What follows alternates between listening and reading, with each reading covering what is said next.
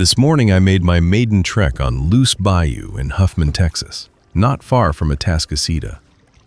The launch point was the Ponderosa Marina, which is a self-pay-to-launch affair. Simply write your information on the provided envelope along with $7 per craft to be deposited in the pay station, and you're good to go. There is a porta-potty on site. This, along with the standard concrete ramp, make up the extent of the launch amenities. You're certain to be sharing this waterway with powered craft, as evidenced by the many empty trailers nestled into the parking lot. It's a slightly dreary day with winds at a mild to brisk 11 miles per hour, with gusts up to 19 from south-southeast.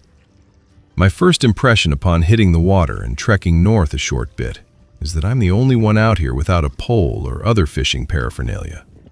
While fishing is not a premier pastime of mine, I can attest from talking to some of the locals that Luce Bayou is a great destination for bass, crappie, and channel catfish. The initial jog of this route is a mixture of bayou aesthetic with some residences dotting the banks throughout. The waterway then traverses east, leading under the FM 2100 bridge.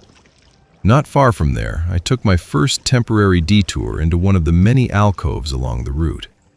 If isolation is desired, here's where you'll find it. Untouched by wind and wake, it's a great place to take a breather or to compose the day's GCK route review. Just be mindful of some underwater obstacles that might snare your craft in these shallow alcoves. From here, I kept to the contours of the bayou, continuing north. This section beyond 2100 still had a few homes here and there, but was substantially more nature-dominant than the first stretch. Here, the waterfowl sightings began to flourish. The great blue heron had the most substantial presence along this route by far. But I also saw some snowy egrets, juvenile ibises, and a few whistling ducks thrown in for good measure.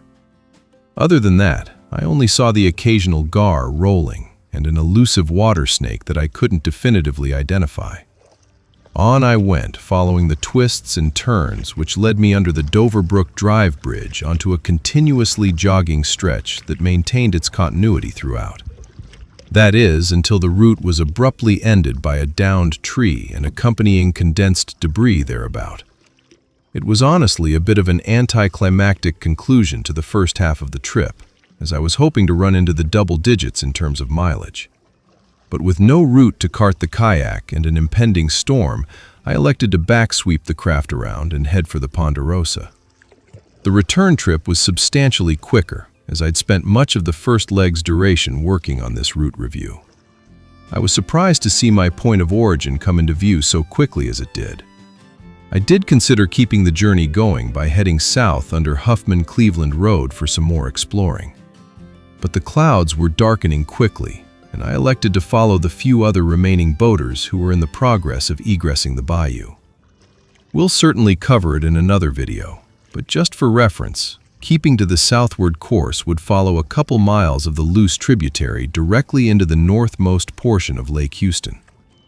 So what are my summarized impressions of my first paddle on Luce Bayou? It was pleasant enough. The threat of harassing storms certainly contributed to a bit more solemn mood than would normally be the case. But aside from that, I found it to offer enough nature to keep me satisfied throughout. The many alcoves kept the exploratory anticipation up and provided some peaceful moments for reflection. The winds were certainly felt, and I wouldn't rank this among my top sheltered routes. Yet it was plenty manageable. Just be aware that the initial stretch may not be too pleasant in high gusts. Powered craft were minimal but present, and one of them in particular took the no-wake zones more as a suggestion than an ordinance. While most powered craft probably head south from the launch onto Lake Houston, the same diligence must be maintained throughout, and I would recommend paddle craft not to come when powered traffic is likely the heaviest, just to be safe. This one does a good job of most often making you feel further removed from the suburbs than is actually the case. As a result, it will appeal to those desiring a casual recreational paddle that doesn't require a trek deep into the backcountry. I saw no gators today, and locals told me that their presence here seems substantially less than many of Luce Bayou's southeastern contemporaries. While I consider that a con, I know that many will deem it a resounding pro. All in all, it's not one that I'll revisit too often, but it's definitely worth an occasional paddle, which is still no small feat given the abundance of great paddling destinations in the demographic. Give it a shot. Paddle smart, and God bless. If you enjoyed this video, please like and subscribe for more great Gulf Coast kayaking and outdoors content.